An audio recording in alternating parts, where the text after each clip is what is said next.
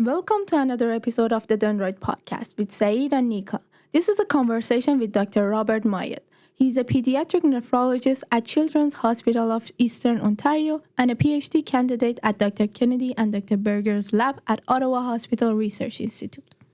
During his scientific career as a researcher and physician at the Laurier University, Queen's University, and Jagiellonian Medical University, he has focused on the multi-drug efflux transporters with respect to pathology and molecular medicine. His research focuses on reducing the cumulative steroid burden for children with nephrotic syndrome by finding out whether the patient is responding to therapy as soon as possible. We hope you enjoyed this episode, and here is Dr. Robert Myette. So my apologies for the late beginning. No problem. Good morning. Welcome to the Dendrite podcast. Dr. Myette, I did have to ask that to make sure that I'm pronouncing your name correctly. How are you doing this morning? I'm doing well. Yeah? How are you both doing? Good. Pretty well. We just had our final seminar of the semester yesterday, so today life is beautiful, it's stressless without the deadlines. Yeah. The snow came for you. Yeah, well, it is beautiful. It's like late and in the spring, so it's not fun to have. It's not. But it's still like it's pretty. The fresh snow is always pretty. So. That's right. So why don't you talk a bit about your background? Like, how did you start being interested in? You do a lot of things. So what was the first? Which one was the first that hit you? It's a good question. I've been thinking about that since you shared the questions with me in advance. Thinking about how I was going to answer these. And really, I think a lot of it goes back to, if I think about my career in science and medicine, really goes all the way back to high school, I think. I had a science teacher who was a very encouraging man, Mr. Davidson. So even though he may not remember who I am, I remember who he is. And he sort of instilled upon me this idea that there's a lot in the world that we don't understand, and we can spend our lives trying to better understand things. And I was able to, through undergraduate and master's training, to sort of realign or align that thought with human health. And so that's really what started me on that track. So you started with a passion on science in general. Generally an understanding, trying to have an understanding of things that perhaps we don't have a clear understanding of. So like from the beginning you had the passion for both science and medicine, like it developed into that.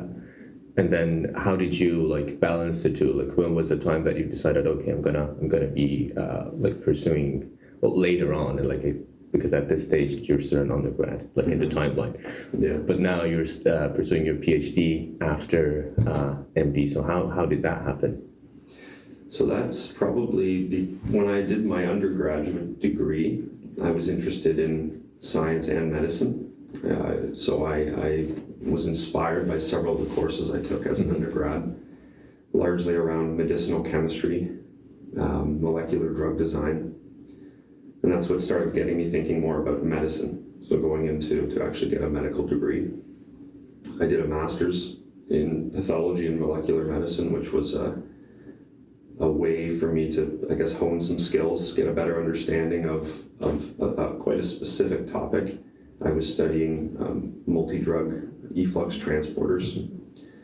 And then it was really, I think it was probably during my master's I really realized that I wanted to pursue medicine so I could have this component of helping people. And by saying that, I mean, caring for them in the role of a physician. So I did my medical degree, my pediatrics residency, my pediatric nephrology clinical fellowship. And during those last few years is when I started to, become interested again in basic science. Mm-hmm. And so my goal was to become a clinician scientist. Mm-hmm. And in today's landscape, I think it's important to have a PhD to do that. It's not necessary. And if you look at some people who are clinician scientists, who maybe are towards the end of their career, many of them don't have PhDs, and that's okay. I'm not making an ill comment about that. It's just that I think in today's landscape, it's almost expected. Mm-hmm. And I really felt that a PhD would give a very rigorous training for me to then be better equipped. So that's really how I went back to it from my medical training, I guess, clinical training. And how does your research help you with your life as a physician and translating the clinical research into the application wise? It's a good question, so I need a drink here. The morning coffee. Yeah, so a lot of these stories you hear from people, they'll tell you, and they're true stories. They were inspired by a clinical event or a patient. So when I was a clinical fellow in nephrology, we were seeing, I still do see lots of children with a condition called nephrotic syndrome. So basically, if you imagine that the kidney is like a sieve, and the analogy I often use is when you're pouring pasta into a sieve or a colander, the pasta stays inside and the water flows through. So a functioning kidney will keep all the nutrients, red blood cells, all the important stuff in the kidney, and the water coming through is urine. That's a functional kidney. Nephrotic syndrome, the colander holes are bigger and nutrients are falling through. And this is how these children, they lose protein in their urine. There's to go from just saying that to their clinical experience, which is very difficult, is sort of minimizing the complexity here. But they become very swollen. They have lots of other risk factors, and the disease can be quite severe. And so I've seen many children with this disease in the clinic. We have a standard of care, which is we treat them with steroids. But up until just recently, it was commonly said that we don't understand the disease and we don't know why it happens. We don't know what is the best way to treat it, and we don't know what is the best way to better understand the disease and diagnose it. So that's kind of how I went through the clinical training to observe this challenge, this problem, and then I wanted to take it in a translational nature to the lab to then try to better understand the disease itself and how can we understand biomarkers of the disease, which we can study in the lab and then bring back to the clinic.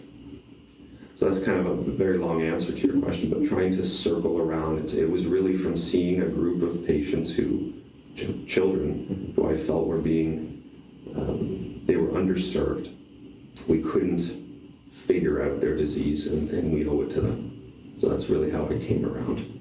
So how does a diagnostic work? Because you mentioned that they're losing protein through urine. So there's something wrong with the barrier, I remember we did study nephrons and how kidney works in Anatomy 101. Yeah. I do have a vague understanding of how the filtering works, it gets everything out and then little by little puts things back. And so there must be something wrong in that, what's going on in there.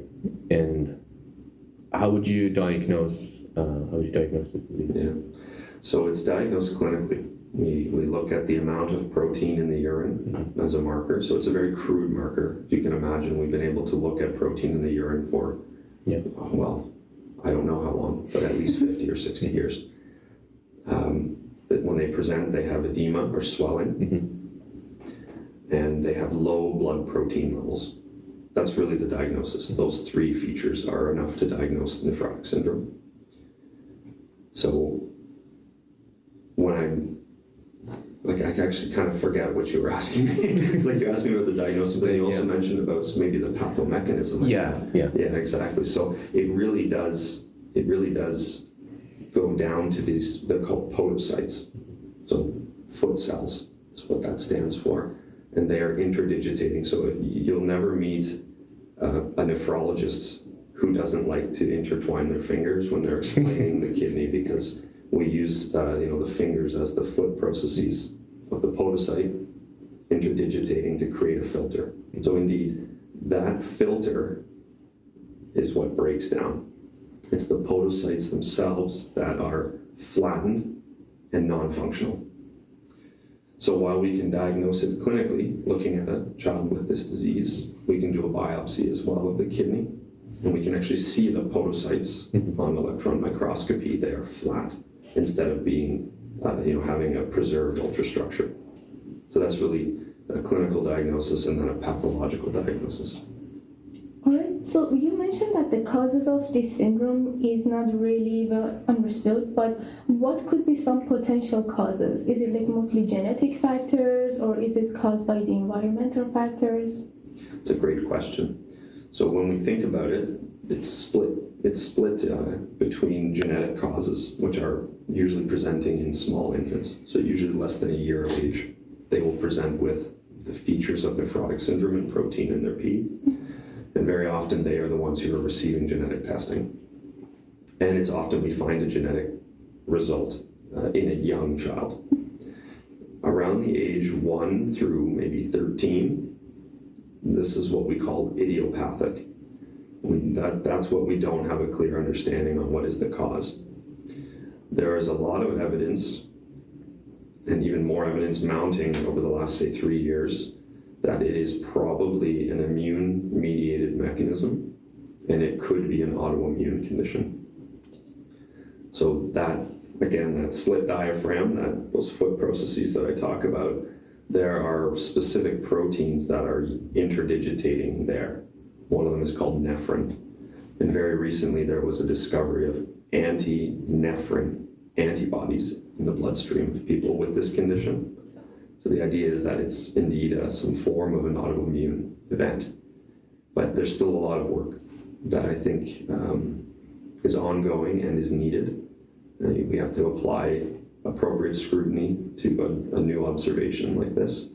But it seems very likely there's an immune mechanism. That's very interesting. And how severe is the protein loss? Like, does it interfere with anything in your body? You need protein, from the Jim Bro talk of building muscle to just maintenance. Yeah. So in this case, that's a good question. In this case, so the protein loss is significant. In textbooks, they often describe it as massive. That's what they say, massive protein loss, which is not really the most scientific word, but it is indeed a lot. The main protein that is lost is albumin. Albumin is largely a blood protein. Yes. And so what we see is not necessarily challenges with, for example, muscle growth, but we see swelling. So albumin, cast your minds back to oncotic pressures. So albumin is one of the biggest drivers of intravascular oncotic pressure. So you can imagine when it's in the vessel, it purposefully draws fluid in just enough to keep your blood vessels filled and to keep your tissues unfilled. When you lose albumin in the urine, that oncotic drive in your vessels is diminished. And so fluid leaks into the interstitium. That's why people get swollen. So that's really the hallmark feature that we see. If there's a child presenting with a very chronic nephrosis, so maybe it's been misdiagnosed or undiagnosed for a long time, they often will have some elements of muscle wasting, but it's probably unrelated to protein loss and more so to the disease being severe and yet and just messing up with it. Yeah, exactly. What are some initial symptoms that are presented with this syndrome that you might think, okay, let's do a urine test and see? These are excellent questions. So when I do a lot of teaching with medical students, residents, fellows, undergraduate students, graduate students, and I try to impress when I talk about this condition, and of course I'm obsessed with it. It's like what I focus on for my whole life. A urine test is very simple and very cheap. So I tell people if you have any suspicion, you should just dip the urine. It's very easy to do. The hallmark features really will be, the story we hear most often is that a family takes their child to the doctor. The child has some swelling around their eyes, and it goes away throughout the day. And most often, and again, I'm very careful when I explain this because I don't in any fashion want people to think I'm saying there's a lot of misdiagnosis. It's not that at all. Like, it's not if you have a swelling, then you have Exactly. So the same thing can happen with allergies when you get some swelling around the eyes. So often these kids are prescribed antihistamines.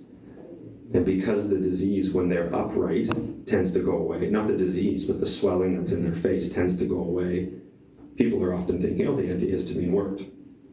But it's just the way the disease is. So then they'll go back to bed, because the swelling is in dependent areas. So you can imagine when they're sleeping, the swelling can be in their face.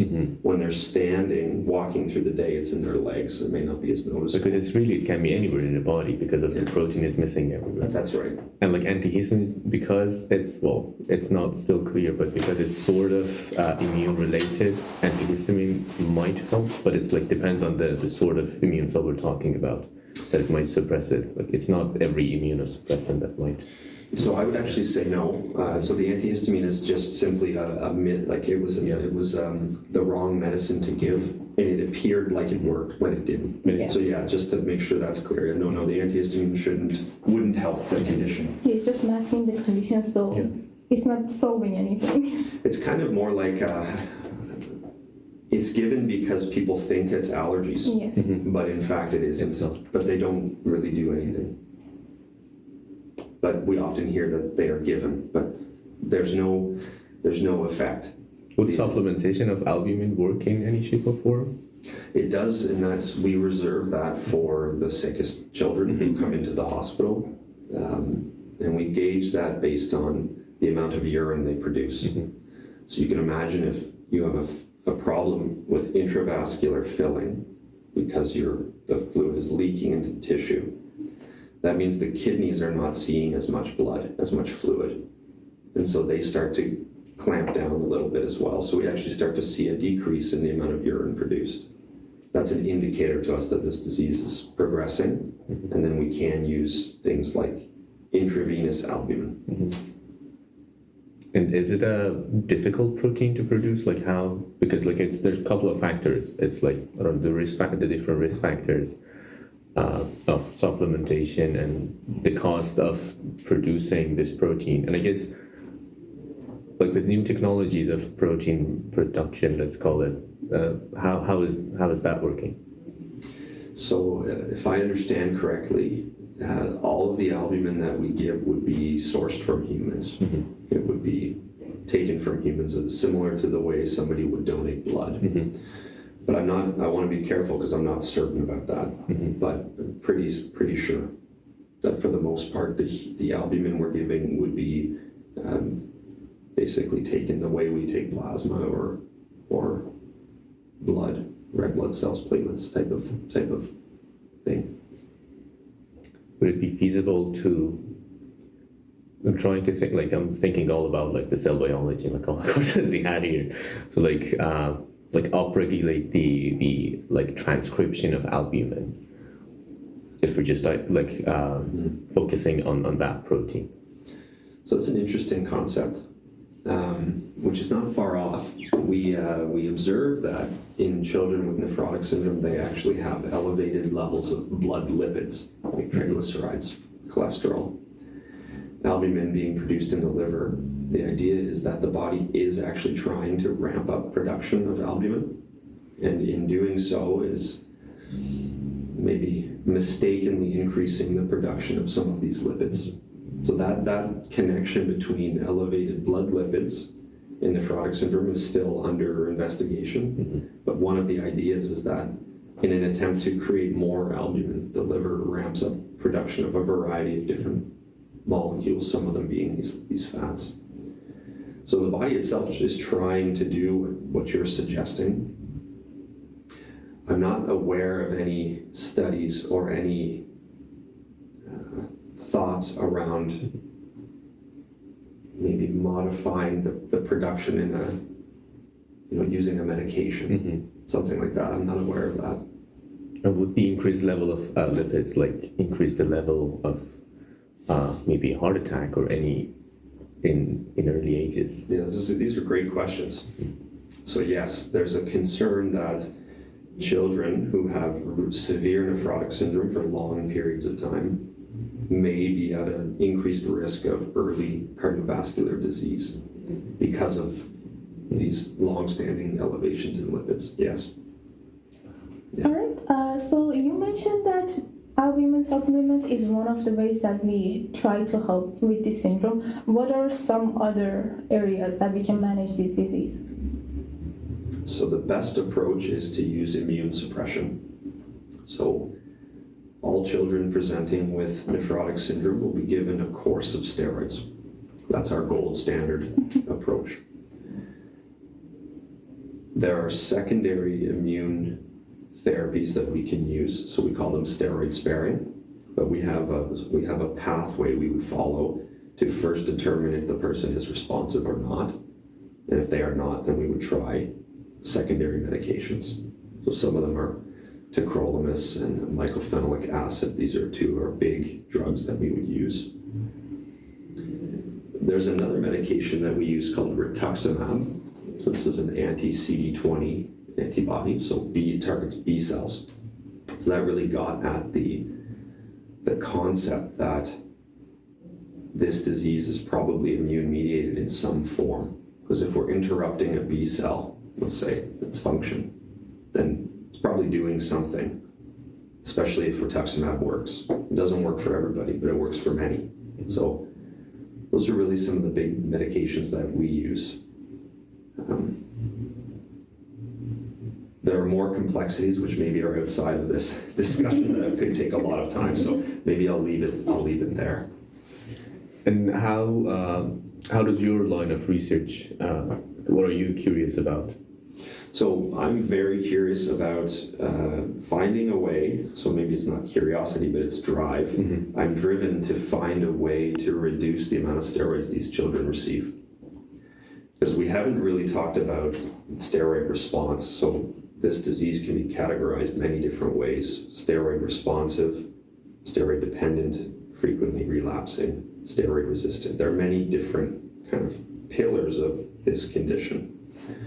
And we don't usually understand or know who is going to respond to steroids or not, and when. So you can imagine you take a small child who has nephrotic syndrome and you give them big doses of steroids to drive the disease into remission, which is the gold standard. Mm-hmm. But what if it turns out that they're not going to respond to steroids? They're going to get maybe 4 to 6 weeks worth of steroids before we determine they're not going to respond.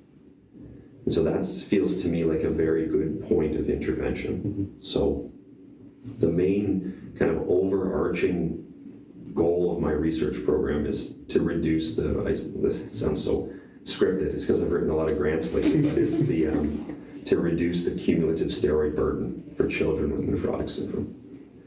And to do that, we're trying to understand if we can use urinary biomarkers that would show steroid responsiveness at the time of diagnosis instead of waiting 4 to 6. Depending on the guidelines, sometimes they say to wait 8 weeks. You can imagine 2 months of high-dose steroids in a small child is a lot. Yeah. So that's really where I'm trying to make a difference. Because I guess particularly in that age, depending on the age of the child, or even like any human being, steroids, how would that? What are the side effects of that? Yeah. These are all excellent questions.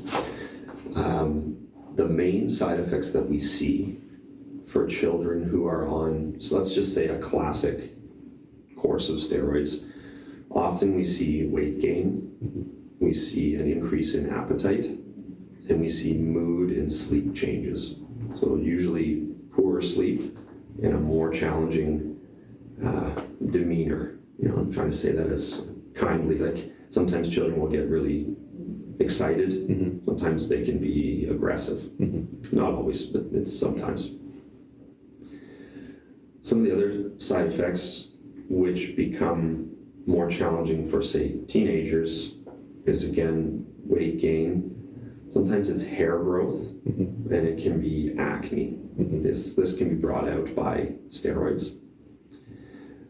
Some of the more, challenging side effects we deal with, which usually come from a long course of treatment, would be bone fragility and eye disorders. Mm-hmm. So there can be impacts on the eye, as well as people who've been on long-standing steroids can have fractures. Mm-hmm. And those are really the big ones we're trying our best to avoid.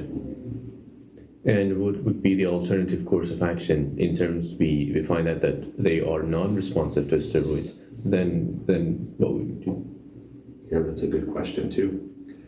I think starting with a secondary therapy would be one of the ideas, but that's a bit tricky. I'm not aware of any studies in children where they, for example, they skip steroids and start with the second line agent. It may have been done in adults. I can't quite pull that information right now.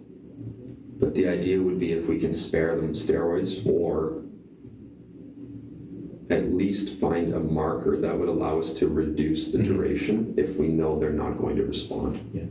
That's really the most difficult part. You may find a biomarker in the urine that suggests they won't respond, and it might be validated in 500 people. But that one person where it doesn't work is the challenge. So I don't know if it means an entirely steroid-free treatment approach, but it would be very much attenuated, I think, from what we do now. It's such an interesting thing. It's like, well, there is this problem, and like you're working with directly with Patients. like it's human life, Yes. and it's like, and then on the other side, you have this purely scientific to the deepest level. You're working with like cells and proteins, and now like with the technology that we have, like you can actually see that. Yes. Which makes it really fascinating to even talk about it, because at some point it's like I was sitting in protein and structure classes. I'm like, well, this is just like Legos, but in a much smaller scale. But it had such a significant yeah, in like how exactly we're living our lives. Yes. So. I still find it very difficult sometimes to even, I don't want to use the word believe, but when I think, my mind is blown on an almost daily basis when I think about what's going on inside of the human body and how disease can alter that. And then we can develop drugs that are specifically targeted to specific proteins to rescue their phenotype or rescue their function. And it's really amazing. Yeah. Really amazing. What's a memory about a patient that you never forgot? I have lots. Yeah.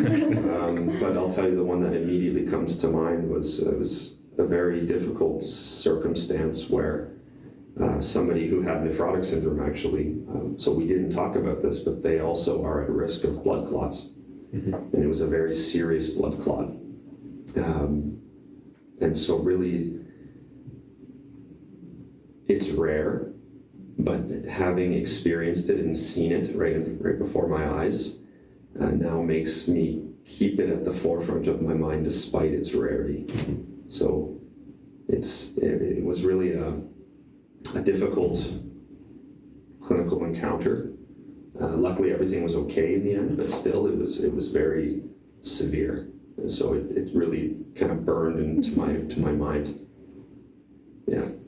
Do you remember the first day of your practice? The first day? Yeah. I do. The first day when I was a resident, yes, I do. I wore a white button-up shirt and a red tie. And I went to, this was in Kingston at Queen's. They have something called the Children's Outpatient Treatment Center, which is kind of like a walk-in clinic for children. And somebody there, one of the patients had cut their hand and was bleeding, and I was there to suture it. But I remember thinking, I can't believe I wore a white shirt to this type of job, because there's of course going to be bleeding. So actually it's interesting you asked me that. I distinctly remember that. That's funny. I haven't thought about that in a long time, but yeah. Well, it would go well with the red tie. Yeah, that's right. All right, you mentioned Queens. How was your experience with these different institutes? Yeah, so really fantastic. Queens, I did a master's. So I did my undergrad at Wilfrid Laurier. This is 20 years ago. And my master's at Queens, which I found was to be, those are very formative years. My master's supervisor, Dr. Cole, Susan Cole, she's really like, I a huge name in pharmacology, and having the opportunity to work with her was very important, I think. If we were to talk to her today, she'd probably tell you that we did butt heads, because I think we did. And that was probably my immaturity, because in the end, she really taught me a lot about scientific rigor and writing. So that experience and getting to be in Kingston, I don't know if you've been to Kingston or not, but Queens is a beautiful campus, a very beautiful city. So I was there for a few years, which was great. I did my medical training in Poland, which was really a life-altering experience in a positive way for two reasons. The first is I met my wife there, and so she's been like an absolute rock in my life in a positive way since then, which is fantastic. And then obviously I received my medical degree. And medical education in Europe is different than in Canada. We did a full year of histology, a full year of anatomy, a full year of physiology, pathophysiology. It was very, what's the word I'm looking for here? Didactic, maybe, is the word I'm looking for. But very good. So I left there feeling very well prepared. Then back to Kingston for my residency. So I was there at Queen's again for 3 years, which was a really excellent time, very difficult. The residency program there for pediatrics is quite small. So compared to here at CHEO, for example, lots of call, so lots of patients, all really good stuff to get prepared and become good at what you're doing. Then I came here to Ottawa, so this is where I did my pediatric nephrology training at CHEO. And then I stayed on as a 0.2 nephrologist, and then did the clinician investigator program in my PhD. So yeah, lots of different institutions. I often tell people that, in fact, it has been 20 years that I've been a student. So I finally just finished. So for those people who are concerned it might take some extra time, it can. My experience at each of those centers was excellent. Each brought with it good and bad. And what's really important, I think, is to be able to take away some good and some bad. And I mean, you take away the bad so that you know how you do not want to be, or you don't want your job to be, or you don't want your institution to be when you move forward. If that makes sense. Yeah. And we'll move back. Why Poland? That's a good question. So, when I was applying to medical school, my undergraduate grades were not quite up to par. It was my first year was not the greatest, and I could never recover from that, which I find is a very big challenge with the Canadian system applying to medical school in Canada. I had started my master's and realized that I didn't want to go back and do another undergraduate degree, which some people do. And if they do, that's great. I have nothing against that, but it wasn't for me. So I was looking abroad. I was trying to find a place that had a curriculum that was comparable to, for example, to a Canadian or American curriculum, and a place that had match rates back to Canada. So at least people who went there were coming back. And so I landed on a few different universities in Europe, and I selected Krakow, Poland, which is Jagiellonian University, based on the city and the other things I just mentioned, the match rates, the curriculum. But when I found 2 or 3 that were comparable for those reasons, I picked based on location. Not having ever been to Poland, not having any family in Poland, just simply because it's a very beautiful place, and Krakow's amazing. Yeah, I know, it's maybe an interesting answer, maybe different than I gave during residency interviews. Do you now, like, drawing the comparison, just the environment? I wanted to say, like, would you rather live here, but that's not a Like that's an evil question. What do you like? What did you like about living in Europe and now different lifestyle or just even city planning? Many different questions could be asked in that regard.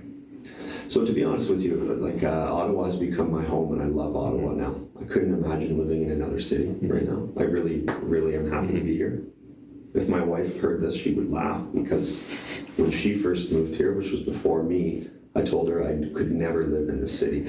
There was too much snow and too many potholes in the roads. So she always kind of makes fun of me about that, because now I really have fallen in love with this city. So it's hard for me to make a comparison or to answer your question, because it was a defined period of my life that was very intense, very important, and I met a lot of really great people who are still my friends today. And that's all built upon getting a medical degree.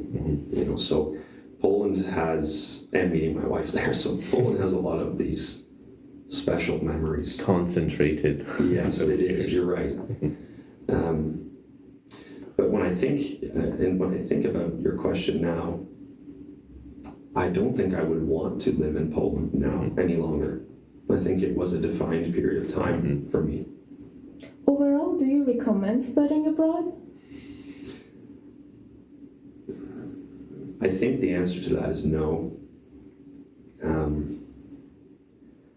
When I did that, when I left, it was kind of right on the cusp of it still being a relatively viable thing to do.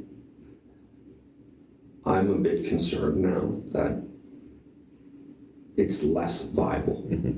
It's more, I mean, it depends what you want from it. I have friends who did go abroad and they stayed in England, or some went to Germany, and they're doing great, because the way that those countries acknowledge a medical degree from a European country is equivalent. Whereas, I'm trying to be very cautious with what I'm saying here, but I have fears that Canadian institutions do not value European education. And I think it's a majorly missed opportunity. And I think that's maybe how I'll say that. So overall, my recommendation is to be very careful. Now, I think we could also ask about your experience in different disciplines in medicine. So,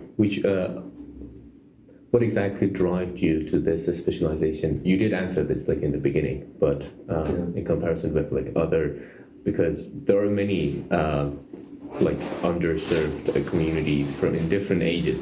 Yeah, of course. So, how did this specific one speak to you?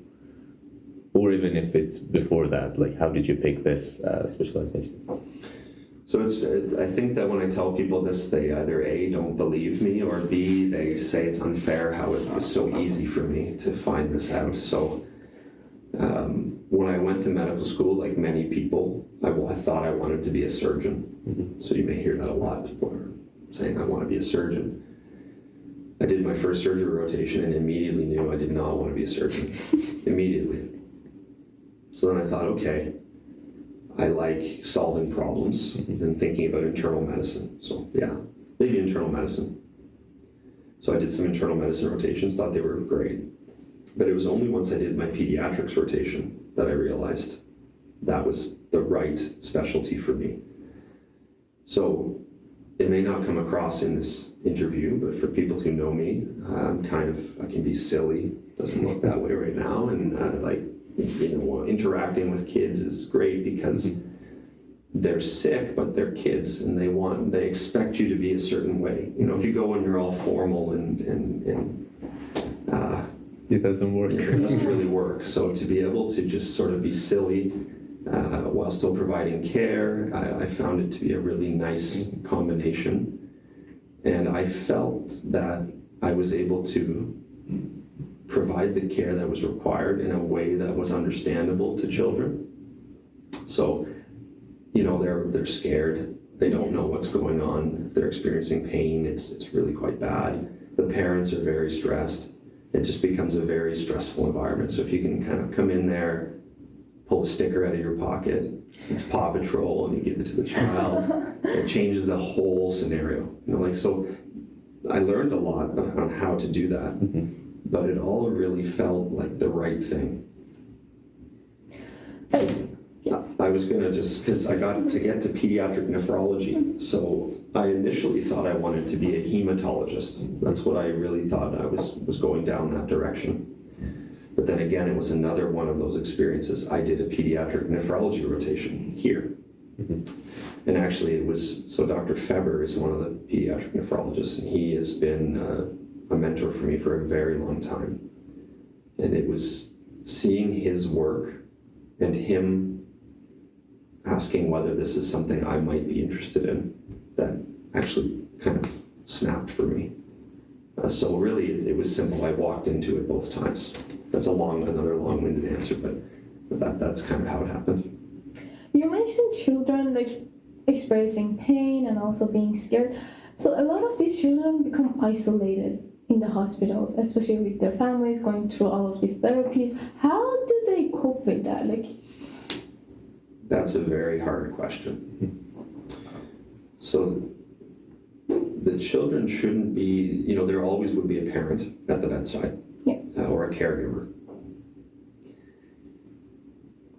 We have, at least here at CHEO, we have different services that we offer. So one of them is called Child Life. So that we rely on quite a bit. So it's a person who is a child life specialist and who will come into the room and will try to help the experience be better than if they weren't there. But you're really getting at, I think, a very difficult thing to address, because it's very difficult to change the environment in a hospital. Yeah. Being at CHEO, I see the different pediatricians and subspecialty pediatricians that I interact with are amazing. And they all come at it in a manner like I'm describing. So really trying their best to make the experience as best as possible. Trying not to frighten the child further. I know it sounds funny, and this is the second time I'm saying it, but if you bring them like a stuffy or a sticker, that goes a long way. It changes their life in that moment. Yeah. Because it takes away from you being there because they have a problem right now, and it gives back this element of their childhood. So it's really hard to answer what you're asking. Each of us tries in our own way, and the hospital itself tries by providing these different services. And pet therapy is really, there's the dogs come around and people can just kind of sit and pet a dog, which is really cool. And it makes them so happy, which is really wonderful. Yeah, because you did mention that, one factor that you consider is that you like solving problems. So there is this one level of diagnostician to just I don't know, in terms of TV shows like House MD, it's like this big problem and then you're trying to solve it. But at the end of the day, the human factor is really important, because you are a human and you're working with other humans and you're trying to help them. So this difference between the scientific side of it and the medical side of it, let's say, And also ethical side of it. Ethical side of it as well. Yeah, it's how would it work with people because I think it's particularly in our stage, undergrad students, anyone applying to biomedical science or translational molecular science or anything in that, many of them say, well, I just want to go to med school, but they don't realize what that implies, or even they don't know. And I'm talking about myself here as well. Sure, that could be an interest, but do you know what even you're talking about, from the different aspects of it? And so you're kind of, I'm trying to make sure I understand. You're getting. Yeah, I'm just talking. A clear question is not there. No, but I understand exactly what you're saying, because the pressure to get in is massive. And because of that, or maybe I should say this, that the challenges with getting in are massive. And because of that, the pressure to start earlier and earlier and earlier to do things to then get into medical school, I think is what is very difficult for people right now. Something that I often say, and I'm not sure, I don't know how to say this, is that I think it is equally important in the eyes of some people who would be reviewing your documents to get into medical school, for example, or residency, to see that people have done more than just studied and read books. But how do you convey that? That usually comes out during an interview. I guess what I'm trying to say is I feel like it's a pendulum often, and the pendulum has swung so far that the pressure on people now applying for medicine is so great. You have to have everything lined up at a early age. You have to hit all the different volunteer work, research, all of that. And I don't know if that's the right thing to do. Which I should be careful because I don't want people from the medical school getting upset with my comments, but I'm not sure it's the right thing. There are elements of it that are right, of course, but I don't feel it's very balanced when we try to think about we are humans who have lives as well, and that's important. Do you have any advice for students like us who are pursuing medicine? I do. Like having it in mind, I think that's a better way of putting it. Yeah. So I think that this is something that will mean something to you now, and it will mean something to you, and it'll be different later. The world is very difficult right now, and one thing that I'm noticing, I'm not pointing a finger at any individual person, I'm speaking of the collective human, is that there is a almost an urge to lean away from a problem because it's could be easier perhaps to lean away than to lean in. Because leaning in will take work. And that might be the block that a lot of people are experiencing. I don't have the capacity to lean in any longer. And what I try to encourage people to do is to actually lean in. Lean away. And then, I'll be criticized for saying that because it'll be as if I'm not taking into consideration all the other factors in life that might get somebody to not lean in. But really, that is so crucial at each different stage of your training and life. And I see it all the time in the hospital. A problem comes out. You get a few people who are saying, I will lean into this problem, and it's like magic can happen. Where it's a struggle is when everybody backs away, then nothing can get done. And again, I'm saying that, I'm being very careful with how I'm saying this, because again, I'm trying to be very sensitive to each individual's life and their challenges, which I cannot understand, and I will never seek to. It's just, that's something that I've noticed. So lean in. Whatever it means at the time for you. Whatever it means at the time. Yeah. I work in an animal hospital, and like at my hospital, I see like different veterinarians collaborate with each other to solve a complex problem. I was wondering if the same goes on with the medicine as well. Yes, absolutely, yes, yeah. So that is the beauty of a hospital with subspecialists, is you'll get, I often describe a child can be admitted, or an adult hospital, they'll go to, say, internal medicine. Internal medicine, I call them the quarterback. They know a lot. But at some point, if they haven't subspecialized, their knowledge will reach its limit, and that's when they will reach out to different members of different teams. So you have your quarterback with your, I don't know football very well, but like different subspecialists that are going to come in and you end up getting a care team. Now, that care team doesn't just involve physicians and subspecialists in internal medicine or pediatrics. And you bring in people like discharge planning, social work, dietitians. The work that I do, I'm a dialysis physician, it is critical to have a team that leans in. And so I have people I work with who are the dietitians, the social workers, the nurses who work in the dialysis unit. That team is paramount to success. And so, yes, to answer your question in a long-winded way, yes, it happens. And it's really, again, it's like magic watching it happen. It's the beauty of the medicine. Yeah. And it makes sense because, I mean, as you mentioned earlier, the human body, it's just so complex and it does quite a lot of things. And by definition, you're specializing in one very little thing that is really important. Yes. But it's just like that thing. So you do need at least other aspects to just be able to see the problem or see what you're doing from different angles. Yes. And like at this point we're talking about medicine, but I think at any other thing that you're doing, it still stays the same because you are sort of limited by your own consciousness, no matter how deep or broad it is. You're going to need to have some other input to be able to do what you're trying to do. Yeah. All right. You mentioned at the beginning that you teach a lot of undergrads, like residency, like other like fellowship. Would you be interested in expanding your teaching career, like teaching undergrad like us?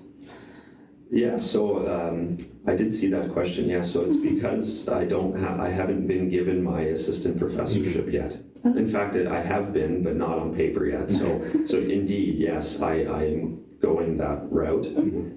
So I will be teaching at the graduate level, but I think the graduate course I'm teaching is going to actually be modified so that anybody can take it. So I think undergrads and graduates can take it.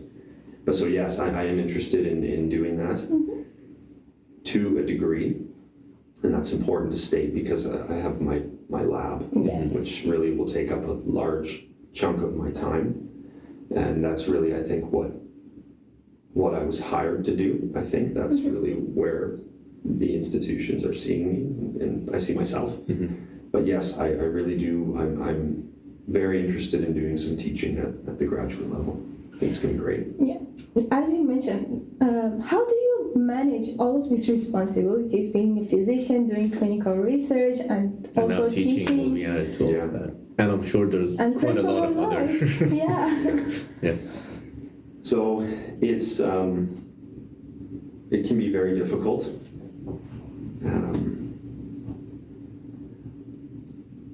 I think, I'm thinking hard about how I want to say this. I think that really I'm fortunate because I found something that I really do want to do. This is really what I want. I've spent 20 years getting here. So imagine if I complained about the work now. I'm just kidding. You can always complain. But no, I think that I'm fortunate because I found what it is I really want to do. And so when it's difficult and when there are many overlapping deadlines and all of these things, I try to really remind myself that I spent a long time getting here and this is really what I want. So that's like the drive from the past and the future. Yeah, that's it, exactly. And also the passion. Yeah, exactly. Yeah, but it is difficult. Yeah. I don't want to just sidestep that question. It is difficult, and it takes a lot of planning, a lot of organization, but it's worth it. Definitely. Yeah. I remember I had a friend who was doing a double major in industrial engineering and physics, and he was also like a professional rock climber every weekend. And it was the first year of university, and he was a mentor, so we were asking how, and he was like, well, time is like a closet, so you just put stuff in there and somehow you will survive. Now, of course, that's a very different state than what you're doing right now. No, but it comes with sacrifice. That's an important thing to highlight too, is that there are evenings and weekends, more than I would like to admit to, that have been used for work. And that is okay with me. It's not okay for some people, but it's okay for me. And that's how I find the balance. and get through it. I see. What are your hobbies? What do you do in your free time? If you have any, of course. Yeah, no, I do. So I ride my bike, so I cycle. I have a road bike, and that's why I love Ottawa. I mean, I've already been out biking 3 times, but now if you look outside, it's snowing again, so that's unfortunate. But so I like to get on the bike. Yeah, that's really something that I like to do. I play guitar, but I often, when I tell people this, I think about, I forget his name now, Oscar Isaac, I think. He's an actor? Yeah. So he is a very good guitar player. And he made a very funny comment one time where he said, I'm not somebody who just owns a guitar, I actually play the guitar. So I've owned a guitar for a very long time, and I've had fits and spurts of when I've played it. So I wish I could play it more regularly. So I think those really are my hobbies. If you weren't a physician or a scientist, what would have you become? I think I would have become an auto mechanic. Oh. And I would have probably focused on classic cars, which may be surprising, but that sort of makes a lot of sense. Yeah, I can't explain how it makes a lot of sense, but it does. Yes, and I've been asked this before, and each time I try to answer in the moment, and every time it's an auto mechanic. I don't know. So yeah, that's I think what I would do. Okay. Yeah. And you mentioned classic cars. Is that a sphere of your interest? Like, are you picking in terms of the car you have right now, or like the cars it's just? No, I think I said classic cars. Right? This is like I feel that way because I grew up in Oshawa, which was a General Motors town, and my dad had many different classic cars when he was younger and growing up. And in Oshawa, there were many different car shows, and he would take me to different car shows. And so at a young age, I learned to appreciate classic muscle cars. Even to this day, I still do. So I kind of am always, in the summertime, I'm always on the lookout in the streets for a classic muscle car that's driving by. So I think it came at a young age. No, that's indeed a very, because my brother is an engineer, and the thing that got him drawn to that was always having this magazines full of different cars. Yeah. At the time, Mercedes was his fascination at the time. Yeah. Nice. Yeah, they're beautiful human creations. Yeah, that is changing quite a lot. Yeah, that's right. But yeah. So now another tough question: what is the meaning or drive in life? That's very difficult.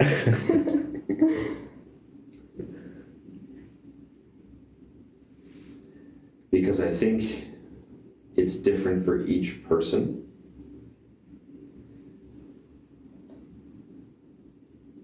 I don't even know if I can answer that, to be honest with you. I don't know if I know what it is.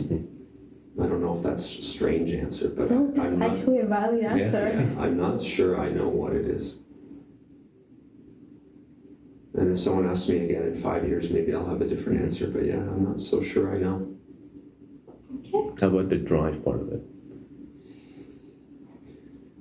The drive part of life for me, I think, speaking to what's already been talked about, is really that I feel that I've been fortunate enough to have had all these experiences in my life so that I have a skill set now where I can help kids with this particular disease. Well, kids in general with any kidney diseases, but really my drive is to try to improve the lives that those children live, because they are, without fault of their own, they're forced to live with a disease, which is not really fair. I mean, it's not fair for anyone to have a disease, but I really think, I really feel that it's those years of their life that they should be sort of carefree and playing and learning. faced with things that are very difficult. So I really want to direct my skill set, and that is what drives me, is to really try to improve their lives. Okay. That is indeed very beautiful and meaningful. Yeah. Well, thank you for asking. Dr. Myette, Rob, as you introduced yourself in the Yeah. beginning, thank you very much for Thank you. being our guest. It was a really interesting conversation. Oh, well, We appreciate it a lot. of Thank course, you. thank you very much for having me, and this was great. Thank you. Thank you.